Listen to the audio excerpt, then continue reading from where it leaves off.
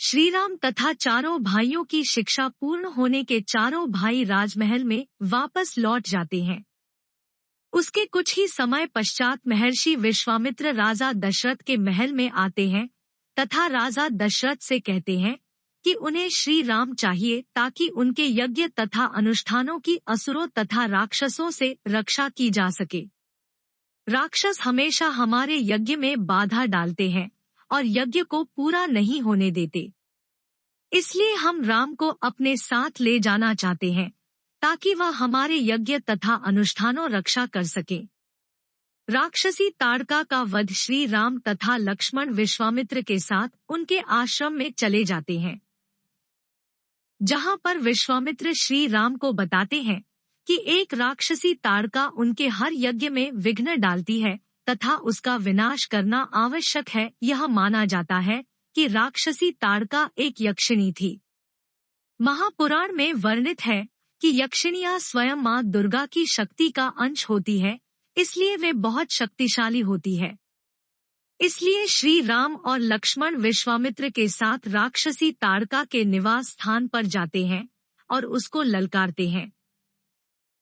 ललकार सुनकर राक्षसी ताड़का बाहर निकलती है और इन पर हमला करने लगती है। काफी समय तक युद्ध के बाद श्री राम अपने एक बाण से राक्षसी ताड़का का अंत कर देते हैं। उसके बाद विश्वामित्र श्री राम और लक्ष्मण को अपने आश्रम में ठहराते हैं। अगले दिन जब ऋषि विश्वामित्र यज्ञ कर रहे होते हैं, तब सुबाहु तथा मारीच नाम के दो राक्षस उनका यज्ञ भंग करने के लिए कुछ राक्षसों को साथ ले आते हैं। लेकिन श्री राम और लक्ष्मण पहले से ही वहां यज्ञ की रक्षा में तैनात होते हैं और मैं दोनों अपने दिव्य बाणों से सभी राक्षसों का अंत कर देते हैं। अहिल्या का उद्धार। अहिल्या स्वयं ब्रह्मा देव की पुत्री थी। अत्यंत रूपवती होने के कारण देवराज इंद्र की नियत अहिल्या पर खराब हो गई। इसके पश्चात भी अहिल्या की शादी महर्षि गौतम से हो गई। इससे देवराज इंद्र बहुत क्रोधित हुए और उन्होंने उन दोनों से बदला लेने की सोची। एक रात देवराज इंद्र ने मुर्गे का रूप धारण करके ऋषि गौतम के आश्रम के बाहर जाकर बांग देनी शुरू कर दी। उसकी आवाज सुनकर गौतम को लगा कि सुबह हो गई है और वह प्रतिदिन की तरह अपना कमंडल लेकर गंगा स्नान करने के लिए चल पड़ते हैं। पीछे से देवराज इंद्र ऋषि गौतम का वेश धारण करके अहिल्या के पास चले जाते हैं और उसके साथ समागम करते हैं। जब ऋषि गौतम गंगा तट पर स्नान करने के लिए पहुंचते हैं तो उन्हें यह आभास होता है कि अभी सुबह हुई नहीं है। अवश्य ही किसी ने उनके साथ छल किया है। इसीलिए वह तुरंत अपने आश्रम की तरफ चल देते हैं। ऋषि गौतम अपने आश्रम पहुंचते हैं तो वह देखते हैं कि उन्हीं के भेष में एक व्यक्ति उनकी कुटिया से निकल रहा है।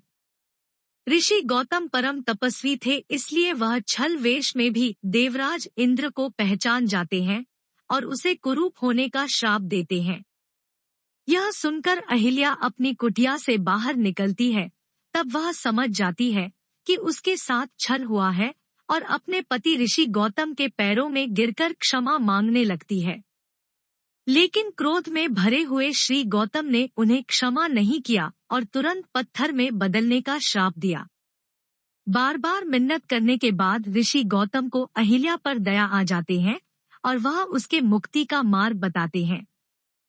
जब भगवान विष्णु राम अवतार में पृथ्वी पर आएंगे तब वह अपने चरणों से स्पर्श करके तुम्हें इस श्राप से मुक्त करेंगे। ताड़का वध के बाद जब महर्षि विश्वामित्र श्री राम और लक्ष्मण के साथ जनकपुरी की तरफ रवाना होते हैं, तब वह ऋषि गौतम के आश्रम से होकर गुजरते हैं, जहां पर वह श्री राम को अहिल्या की कहानी बताते हैं। तब श्री राम अपने पैरों से स्पर्श करके पाषाण में परिवर्तित हो चुकी अहिल्या को शाप मुक्त कर देते हैं और इस तरह भगवान राम के द्वारा अहिल्या का उद्धार हो जाता है।